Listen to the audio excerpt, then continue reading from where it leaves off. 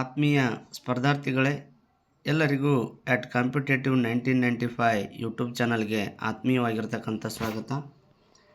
ನಿನ್ನೆ ತಾನೇ ಕರ್ನಾಟಕ ರಾಜ್ಯಪತ್ರ GPSTRಗೆ ಸಂಬಂಧಿಸಿದಂತಹ C&R ರೂಲ್ಸನ್ನು ಹೊರಡಿಸಿದೆ. ಆದರೆ ಇದಕ್ಕೆ ಕೆಲವೊಂದಿಷ್ಟು ಈ ಶಿಕ್ಷಕರ ಪರೀಕ್ಷೆ ಒಳಗೆ, ಶಿಕ್ಷಕರ ನೇಮಕಾತಿ ಪರೀಕ್ಷೆ ಒಳಗೆ ಕೆಲವೊಂದಿಷ್ಟು ಬದಲಾವಣೆಗಳನ್ನು ತಂಬಂದಿದ್ದಾರೆ. ಆ ಬದಲಾವಣೆಗಳಿಗೆ ಅಭ್ಯರ್ಥಿಗಳ ಆಕ್ಷೇಪಣೆಗಳೇನಾದರೂ ಇದ್ದರೆ ಅದನ್ನು ಈ C&R ರೂಲ್ಸ್ ಮುಖಾಂತರ ನೋಡಿ ಆಕ್ಷೇಪಣೆಗಳನ್ನು ಸಲ್ಲಿಸ್ಬೋದು ಅಂತಕ್ಕಂಥದ್ದು. ಏನಿದೆ C&R ರೂಲ್ ಅಂತಕ್ಕಂಥದ್ದನ್ನು ನೋಡೋದಾದರೆ, ಕರ್ನಾಟಕ ಶಿಕ್ಷಣ ಇಲಾಖೆ ಸೇವೆಗಳು, ಸಾರ್ವಜನಿಕ ಶಿಕ್ಷಣ ಇಲಾಖೆ ಕೆಲವು ಬೋಧನಾ ಹುದ್ದೆಗಳಿಗೆ ನೇಮಕಾತಿ ನಿಯಮಗಳನ್ನು 2026 ಪ್ರಸ್ತಾಪಿಸಿದಂತೆ ಕರ್ನಾಟಕ ರಾಜ್ಯ ನಾಗರಿಕ ಸೇವೆಗಳ ಅಧಿನಿಯಮ 1978 ಇದರೊಳಗೆ ಏನಿದೆ ಅಂತಕ್ಕಂಥದ್ದು ನೀವು ಆಲ್ರೆಡಿ ಎಲ್ಲರೂ ನೋಡ್ಕೊಂಡಿರ್ತೀರಿ. ಇನ್ನು ನಂತರ ನಾವಿಲ್ಲಿ ಹೇಳಕ್ಕೆ ಬಂದಿರೋದು ಏನಪ್ಪ ಅಂತಂದ್ರೆ, ಏನೇನು ಚೇಂಜ್ ಆಗಿದೆ ಅಂತಕ್ಕಂಥದ್ದನ್ನು ನೋಡ್ಬೇಕು. ಫಸ್ಟ್ ಏನೇನು ಚೇಂಜ್ ಆಗಿದೆ ಮತ್ತು ಯಾವ ನೋಟಿಫಿಕೇಷನ್ಗಳು ಯಾವ್ಯಾವ ಇದಾವೆ ಅಂತಕ್ಕಂಥದ್ದನ್ನು ನೋಡ್ಕೋಬೇಕು. ನೋಡಿರಿ, ಪ್ರಾಥಮಿಕ ಶಾಲಾ ಶಿಕ್ಷಕರು 1ರಿಂದ 5ನೇ ತರಗತಿಯವರಿಗೆ ಅಂದರೆ PSTRದವರಿಗೆ ಯಾರಿಗಪ್ಪ ಅಂತಂದ್ರೆ PSTR ಅಂತಕ್ಕಂಥ ನೋಟಿಫಿಕೇಷನ್ ಇದೆ. PSTR ನೋಟಿಫಿಕೇಷನ್ನು ಪದವೀಧರ ಪ್ರಾಥಮಿಕ ಶಾಲಾ ಶಿಕ್ಷಕರು ಅಂದರೆ GPSTR ಇದೆ. ಆಮೇಲೆ ಫಿಸಿಕಲ್ ಎಜುಕೇಷನ್ ಟೀಚರ್ ಇದೆ. ನಂತರ ಗಣಕ ವಿಜ್ಞಾನ ಟೀಚರ್ ಇದೆ, ಕಂಪ್ಯೂಟರ್ ಟೀಚರ್ ಇದೆ. ಇಷ್ಟು ಹುದ್ದೆಗಳಿಗೆ ಏನನ್ನು ಮಾಡಿದಾರಪ್ಪ ಅಂತಂದ್ರೆ C&R ರೂಲನ್ನು ಸಾರ್ವಜನಿಕ ಶಿಕ್ಷಣ ಇಲಾಖೆ ಹೊರಡಿಸಿದೆ. ಇಲ್ಲಿ ಏನಿದೆ ಅಂತಕ್ಕಂಥದ್ದು, ಸ್ಪರ್ಧಾತ್ಮಕ ಪರೀಕ್ಷೆಯ ಮೂಲಕ ನೇಮಕಾತಿಯನ್ನು ಮಾಡ್ಕೊತಾರೆ.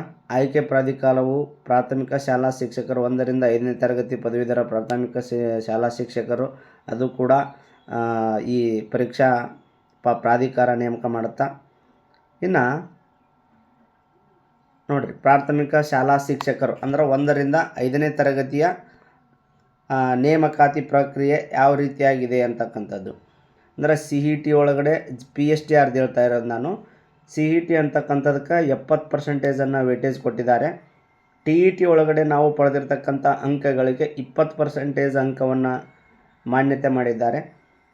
ಇನ್ನು PUC ಪರೀಕ್ಷೆಯಲ್ಲಿ ಪಡೆದಿರ್ತಕ್ಕಂಥ ಅಂಕಗಳನ್ನು 8%, ಇನ್ನು B.Ed ಅಂತಕ್ಕಂಥದ್ದು 2%. ಟೋಟಲ್ ಎಲ್ಲ ಸೇರಿ ಎಷ್ಟು ಪರ್ಸೆಂಟೇಜಪ್ಪ ಅಂತಂದ್ರೆ 100% ಅಂತಕ್ಕಂಥದ್ದು. ಹಾಗಾದ್ರೆ ನಾವಿಲ್ಲಿ ಅತಿ ಹೆಚ್ಚು ಗಮನವನ್ನು ಕೊಡಬೇಕಾಗಿರೋದು ಯಾವ ಪರೀಕ್ಷೆಗಪ್ಪ ಅಂತಂದ್ರೆ ಸ್ಪರ್ಧಾತ್ಮಕ ಪರೀಕ್ಷೆಗೆ, CETಗೆ ಅತಿ ಹೆಚ್ಚು ಗಮನವನ್ನು ಕೊಡಬೇಕು. ಯಾಕಂದರೆ ಈಗ ಆಲ್ರೆಡಿ ನಾವು TETಯನ್ನು ಪಾಸಾಗಿದ್ದೀವಿ, PUC ಮುಗಿಸ್ಕೊಂಡು ಬಂದುಬಿಟ್ಟಿದ್ವಿ, D.Ed ಮತ್ತು B.Edನ್ನು ಮುಗಿಸ್ಕೊಂಡು ಬಂದುಬಿಟ್ಟಿದ್ದೀವಿ.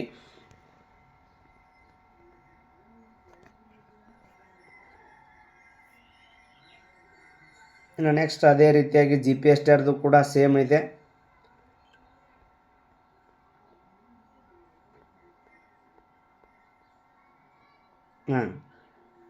ಏಜ್ ಏನಿದೆ, ಏಜ್ ಕೂಡ ಬಿಟ್ಟಿದ್ದಾರೆ.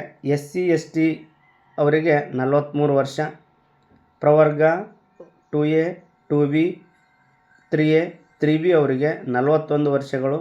ಇನ್ನು ಇತರೆ ಜನರಲ್ ಅಭ್ಯರ್ಥಿಗಳಿಗೆ ಏನಪ್ಪ ಅಂತಂದ್ರೆ 38 ವರ್ಷಗಳನ್ನು ನಿಗದಿ ಮಾಡಿದ್ದಾರೆ.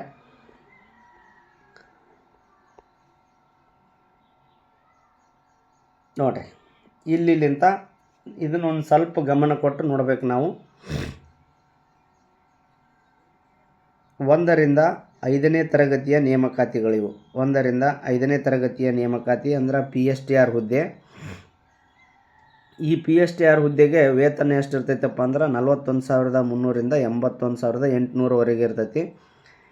PUCಯಲ್ಲಿ ಕನಿಷ್ಠ 50% ಅಂಕಗಳು ಮತ್ತು ಎಲಿಮೆಂಟರಿ ಶಿಕ್ಷಣದಲ್ಲಿ 2 ವರ್ಷದ ಡಿಪ್ಲೊಮಾ ಅಂದರೆ D.Ed ಅಂತಕ್ಕಂಥದ್ದನ್ನು, ಯಾವ ವಿಭಾಗದೊಳಗೆ ಎಷ್ಟು ಪೋಸ್ಟ್ ಇದ್ದಾವೆ ಅಂತಕ್ಕಂಥದ್ದನ್ನು, HK ವಿಭಾಗದೊಳಗೆ 800 ಪೋಸ್ಟ್ ಇದ್ದಾವೆ PSTR.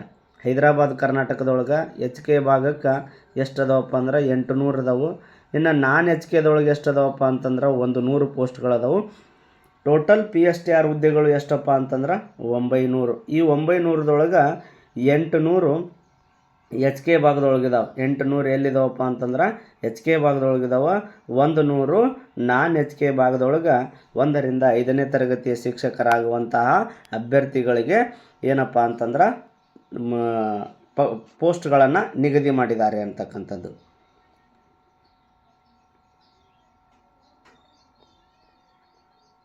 ಇದು PSTR ಆಯಿತು. ಇನ್ನು ಅದೇ ಏನಪ್ಪ ಅಂದ್ರೆ ದೈಹಿಕ ಶಿಕ್ಷಕರು ಅಂತಕ್ಕಂಥದ್ದು ಕಲ್ಯಾಣ ಕರ್ನಾಟಕದೊಳಗೆ ಎಷ್ಟಿದಾವಪ್ಪ ಅಂತಂದ್ರೆ 106 ಇದ್ದಾವೆ. ಇನ್ನು ನೆಕ್ಸ್ಟ್ ನಾನ್ ಎಚ್ ಕೆದೊಳಗೆ 44 ಇದ್ದಾವೆ. ಟೋಟಲ್ 150 ಪೋಸ್ಟ್ಗಳಿದ್ದಾವೆ ಇವರಿಗೆ, ಟೀಚರ್ಗೆ ಅಥವಾ ಫಿಸಿಕಲ್ ಎಜುಕೇಷನ್ ಟೀಚರ್ಗೆ. ಇನ್ನು GPSTRಗೆ ಸಂಬಂಧಪಟ್ಟಂಥವುಗಳನ್ನು ನೋಡೋದಾದ್ರೆ ಯಾವುದಕ್ಕೆ ಸಂಬಂಧಪಟ್ಟಂಥದ್ದು, GPSTRಗೆ ಸಂಬಂಧಪಟ್ಟಂಥದ್ದನ್ನು ನೋಡೋದಾಗಿತ್ತಪ್ಪ ಅಂದ್ರೆ ಇದು GPSTRಗೆ ಸಂಬಂಧಪಟ್ಟಿರೋಂಥದ್ದು. GPSTR ಎಚ್ ಕೆ ಮತ್ತು ನಾನ್ ಎಚ್ ಕೆ ಅಂತಕ್ಕಂಥದ್ದು ಬರುತ್ತೆ. ಎಚ್ ಕೆಗೆ ಎಷ್ಟಿದಾವಪ್ಪ ಅಂತಂದ್ರೆ 3228 ಇದ್ದಾವೆ. ಇನ್ನು ನಾನ್ ಎಚ್ ಕೆಗೆ 5272 ಇದ್ದಾವೆ. ಟೋಟಲ್ 8500 ಹುದ್ದೆಗಳ ನೇಮಕಾತಿಗೆ ಸರ್ಕಾರ C&R ರೂಲನ್ನು ಬಿಟ್ಟಿದೆ. ಇಲ್ಲಿ ಎಚ್ ಕೆದವರು 3228, ನಾನ್ ಎಚ್ ಕೆದವರು 5272 ಅಂತಕ್ಕಂಥದ್ದು ಎಲ್ಲಿನ ಪೋಸ್ಟ್ಗಳು. ಇವರು ಪದವಿ ಮತ್ತು B.Ed ಅಂತಕ್ಕಂಥದ್ದು ಮತ್ತು TET ಆಗಿರಬೇಕಂತಕ್ಕಂಥದ್ದು ನಿಯಮಗಳಿದ್ದಾವೆ.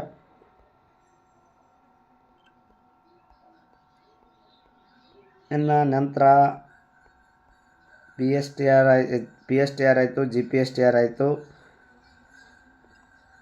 ಇನ್ನು ಗಣಕ ವಿಜ್ಞಾನ, ಈ ಗಣಕ ವಿಜ್ಞಾನ ಅಂದರೆ ಕಂಪ್ಯೂಟರ್ ಟೀಚರ್ ಅಂತಕ್ಕಂಥದ್ದು ನೋಡಿ. ಈ ಕಂಪ್ಯೂಟರ್ ಟೀಚರ್ ಅಂತಕ್ಕಂಥದ್ದು ಯಾರಿಗೆ ಬರುತ್ತೆ ಅವ್ರು ನೋಡ್ಕೋಬೋದು. ಕಲ್ಯಾಣ ಕರ್ನಾಟಕದೊಳಗೆ 300 ಇದಾವೆ, ನಾನ್ ಎಚ್ ಕೆದೊಳಗೆ 200 ಇದಾವೆ. ಟೋಟಲ್ 500 ಹುದ್ದೆಗಳನ್ನು ಸೃಷ್ಟಿಸಿದ್ದಾರೆ. ಇದಕ್ಕೆ bachelor of science bachelor of computer application, bachelor of ಅಂತಕ್ಕಂಥದ್ದು ಅಂದ್ರೆ ಯಾರು ಕಂಪ್ಯೂಟರ್ ಸೈನ್ಸ್ ಮಾಡಿರ್ತಾರಲ್ಲ ಅವರು ಈ ಹುದ್ದೆಯನ್ನು ಅಪ್ಲೈ ಮಾಡ್ಬೋದು. ಇವರಿಗೆ 44,425ರಿಂದ 83,700 ವೇತನ ಇರುತ್ತೆ.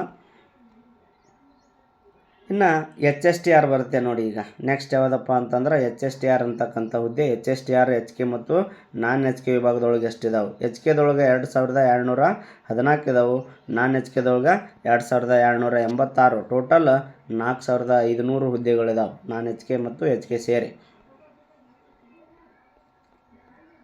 ಇನ್ನು ಇಲ್ಲಿ ಕೂಡ ದೈಹಿಕ ಶಿಕ್ಷಕರಿದ್ದಾರೆ. 4 ದೈಹಿಕ ಶಿಕ್ಷಕ ಹುದ್ದೆ ಇದೆ, 450. ಸಿಲೆಬಸ್ ಏನಾಗಿದೆ ಅಂತಕ್ಕಂಥದ್ದನ್ನು ನೋಡೋಣ. ಇದು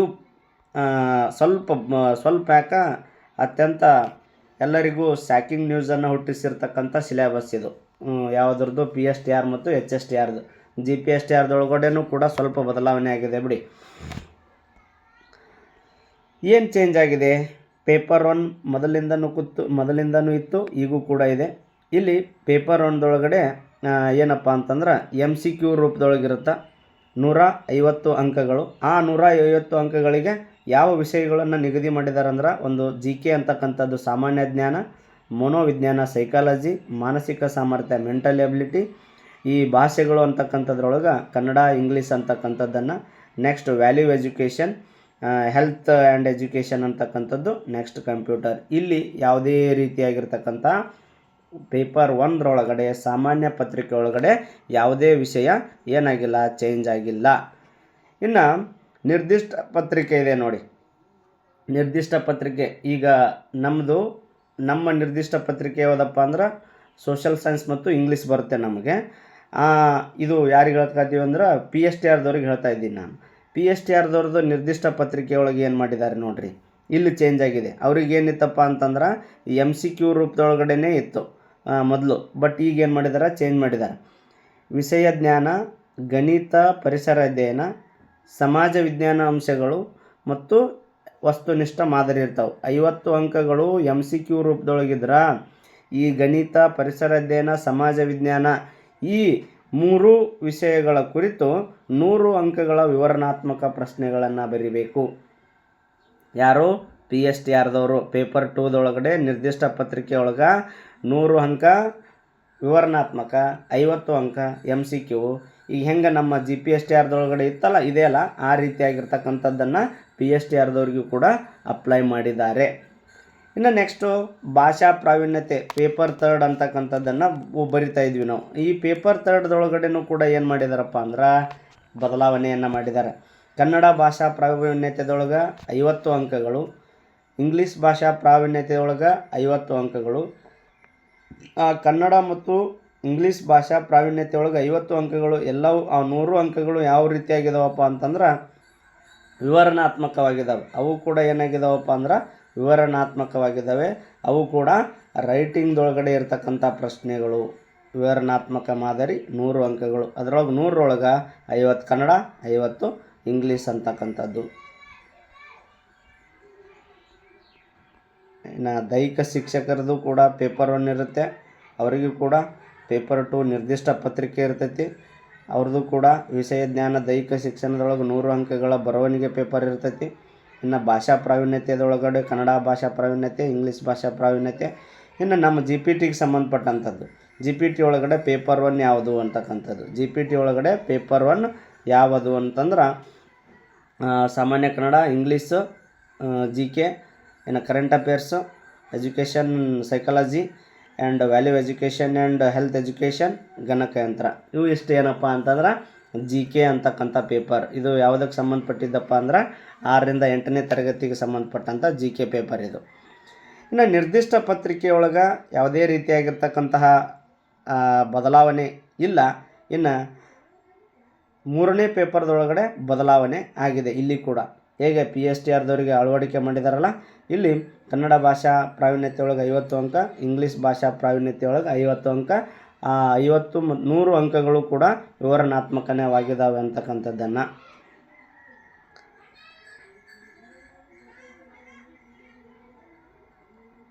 ಒಟ್ಟಿನಲ್ಲಿ ಬಂದಿರತಕ್ಕಂಥ C&R ರೂಲ್, ಒಟ್ಟಿನಲ್ಲಿ ಈಗ ಬಂದಿರತಕ್ಕಂಥ C&R ರೂಲನ್ನು ನಾವು ಗಮನದಲ್ಲಿಟ್ಟುಕೊಂಡು ಈಗಿನಿಂದನೇ ನಮ್ಮ ಅಭ್ಯಾಸವನ್ನು ಪ್ರಾರಂಭ ಮಾಡಿದ್ದೇ ಆಗಿದ್ರೆ ಈ ಮುಂಬರುವಂತಹ ಶಿಕ್ಷಕರ ನೇಮಕಾತಿ ಪರೀಕ್ಷೆಯಲ್ಲಿ ಯಶಸ್ಸನ್ನು ಪಡಿತೀವಿ ಅಂತಕ್ಕಂಥದ್ದನ್ನು ಹೇಳ್ತಾ ಏನು ಮಾಡಿದಾರಪ್ಪ ಅಂತಂದ್ರೆ ಯಾವುದೇ ರೀತಿಯಾಗಿರ್ತಕ್ಕಂತಹ ಸಿಲೆಬಸ್ಗಳನ್ನು ಒಂದೇ ಪಠ್ಯಕ್ರಮದೊಳಗಡೆ ಇಡೋಣ ಅಂತಕ್ಕಂಥ ಒಂದು ಉದ್ದೇಶವನ್ನು ನಮ್ಮ ಸರ್ಕಾರ ಚಿಂತನೆ ಮಾಡಿ ಈ ರೀತಿಯಾಗಿರ್ತಕ್ಕಂಥ ಬದಲಾವಣೆಯನ್ನು ತಂದಿದೆ. ಏನಿಲ್ಲ, ಸ್ವಲ್ಪ ಕಷ್ಟ ಅಂತ ಅನಿಸಿದರೂ ಕೂಡ ಅದನ್ನು ನಾವು ಒಪ್ಕೊಳ್ಳೇಬೇಕು. ಆ ಸಿಲೆಬಸ್ಸನ್ನು ಏನೇನು ಇನ್ನೂ ಪೇಪರ್ 3ದೊಳಗೆ ಯಾವ ವಿಷಯದ ಮೇಲೆ ವಿವರಣಾತ್ಮಕವನ್ನು ಕೊಡ್ತಾರಂತಕ್ಕಂಥದ್ದನ್ನು ಮುಂಬರುವ ದಿನಗಳಲ್ಲಿ ನೋಟಿಫಿಕೇಷನ್ ಆಗೋಕ್ಕಿಂತ ಮುಂಚೆಗೆ ಬಿಡ್ತಾರೆ. ಅದನ್ನಿಷ್ಟು ನೋಡಿಕೊಂಡು 3ನೇ ಪೇಪರ್ ಕಡೆನೂ ಕೂಡ ಸ್ವಲ್ಪ ಗಮನವನ್ನು ಕೊಡೋಣ. ಮತ್ತು ಹೆಚ್ಚು CET ಪರೀಕ್ಷೆಗೆ ಈಗ ಆಲ್ರೆಡಿ TETನೂ ಮುಗಿದೋಗಿದೆ, B.Ed ಮುಗಿದೋಗಿದೆ, ಡಿಗ್ರಿನೂ ಮುಗಿದೋಗಿದೆ.